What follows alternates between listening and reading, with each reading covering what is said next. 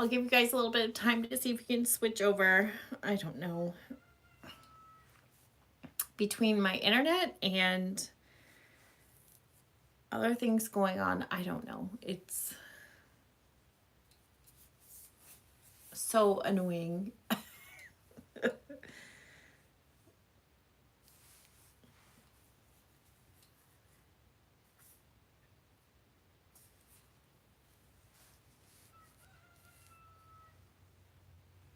You can hear one of my roosters.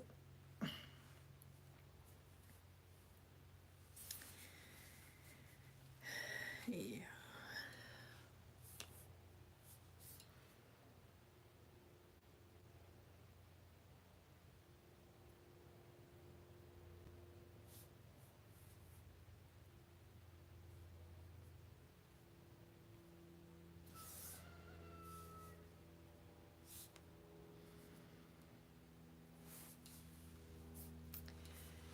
Hi, Lynn. Sorry, things went awry there, and then my internet. So I'm just letting people have a little bit more time to see if they can find their way. So, okay. So, anyway, I was talking about the chickens, and so I had told Rob to go ahead, and I know my rooster, he just goes. I have the window open too. I should have probably shut it, but so I had been telling Rob that he needed to go and investigate because we weren't getting any eggs. Long story short, he goes out there, and one of the zombie chickens has 3 little chicks that she has hatched. And so we have 3 little babies. So we've spent all year fighting the broodies, and now it's going to be October, and we're going into the fall season where it's cold with 3 little babies, which is not ideal, honestly, but they are really good moms, and she has been a really good mom. So this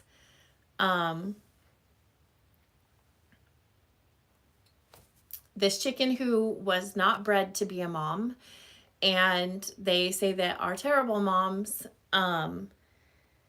she is a good mom. She is a mom. So she sat on those eggs for 3 weeks, and my husband did not notice, which is why sometimes my husband is not allowed to be in charge of things, because he doesn't, look for those types of things, even when I tell him he needs to look for things, but he gets distracted very easily. For those who don't know, my husband is on the spectrum, and it is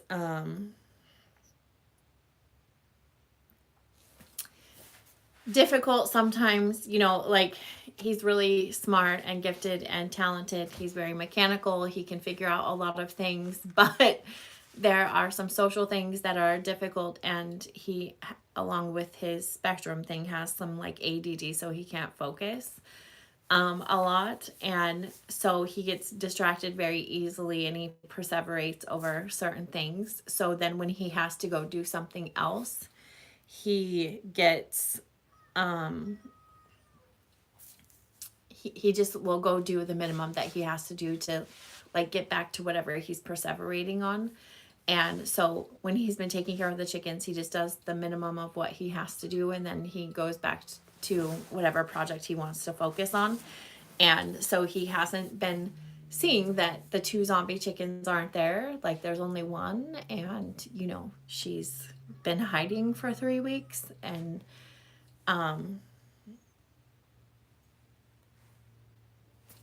so it is interesting, but we love the baby chickens, and we thought that one was kind of struggling on Saturday, but since we've separated them and put her in her little own broody house with all of the little chick feed and all of that stuff, all of them have been doing well. So now my only hope is that we don't have 3 extra roosters, but that is just par for the course, I guess. So yeah, other than that, roosters, that is our little homestead blessing for this season.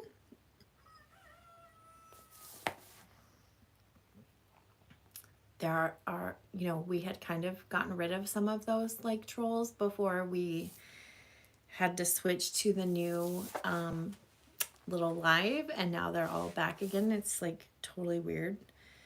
So I guess this week, on top of everything else that I have to do, now I have to figure out how to figure that out.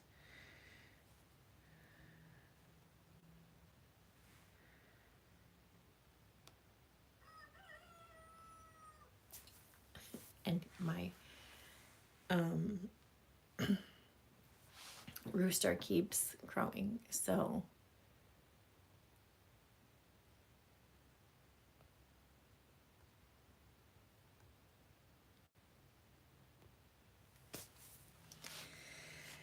okay. So now it is, so those of you who have been to market, I would like to know your experiences. Did you think it was this super fabulous thing? What happened for you? Or like, what is your favorite quilt show? Like, or what do you love seeing at a quilt show? Because a trade show and a quilt show are completely different, right? So, a quilt show is just like fun and inspirational and exciting. For me, a trade show is a little bit stressful, honestly, because now I have to sell my product, I have to sell myself, I have to interview, right? Like, it's completely different from my perspective of how the things are different, but it's exciting to go and see your friends and to see all the latest and greatest stuff coming out. So that part is fun. And I'll see if I can do a live while I'm there just to kind of show you guys that haven't been there kind of, you know, what it looks like, what it's about. And so I'll carve out time to do that. You know, I think that would be good.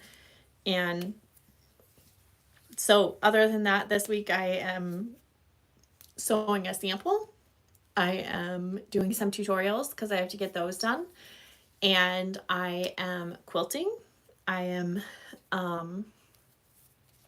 getting caught up on quilting. I shouldn't say that. As soon as I say that, then I get another load, but I feel like I'm making progress on quilting. How about that? I think that that is a better term for that. And Gerald, I can't believe I'm seeing you. I'm gonna be in Ohio in the first week of November, so I hope that I'm gonna be seeing you. So, and trade shows are exhausting. They're not as, I mean, I guess it probably depends on which side you're on, but I have too many things to think about. So, and Stephanie says, I like Quilt Market. It can be a little overwhelming and stressful, but nice to go and see friends in the industry. I really like the H&H trade show in Chicago. I've been hearing everybody talk about how great that is. And so, you know, who knows? But, and Gerald says, I know you're going to be there, but I can't join the event due to prior commitments. What? Well, maybe our paths will cross again. You just never know. But I love you guys. So, but it's, I'm going to Ohio and Amish country and in November. And I was there last year, and the group of people there is so amazing. I feel like, you know, it's family. And so I like left a little piece of my heart there. But Amish country is amazingly beautiful. I think especially this time of year, because I wouldn't be able to handle the humidity there, but in the other time of the year, but this time of year, it's amazing. And, you know, all of the food was really amazing. And Stephanie says, "Yay, Ohio, will you be in Berlin? I have my annual retreat there every spring." No, I'm going to be in, I'm working for Dawn at Chestnut Ridge, so I'm going to be in Millersburg, Ohio. So it's such a beautiful place. And what is funny about that is when we went to, when I went to Ohio and then I was in Virginia to visit my brother last year, I believe it was, we saw a bunch of houses that looked like our house, which is pretty funny because when we moved to this house, we had never seen it. We didn't see a house like this. This house in my neck of the woods is unusual, but as soon as some of the Amish people saw our house, they're like, that looks just like our house. And so they started showing me their houses, and I was like, my house does look like your house. So I have an Amish house kind of planted in the eastern side of Washington State, which is pretty awesome. So somebody must have been inspired by the houses over there to build this house that I live in. So I just kind of think that there must have been some sort of kismet thing going on there.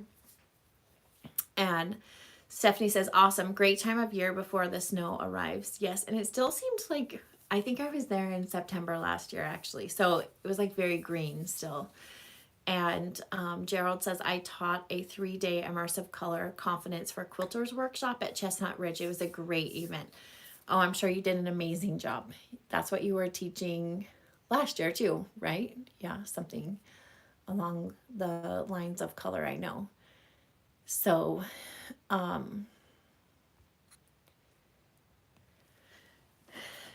yeah, they, Chestnut Ridge is, they have an amazing shop and they do a good job there. So I'm excited to go back and sort of see have a reunion with the people that I have already become friends with, and then meet new friends and spend some time.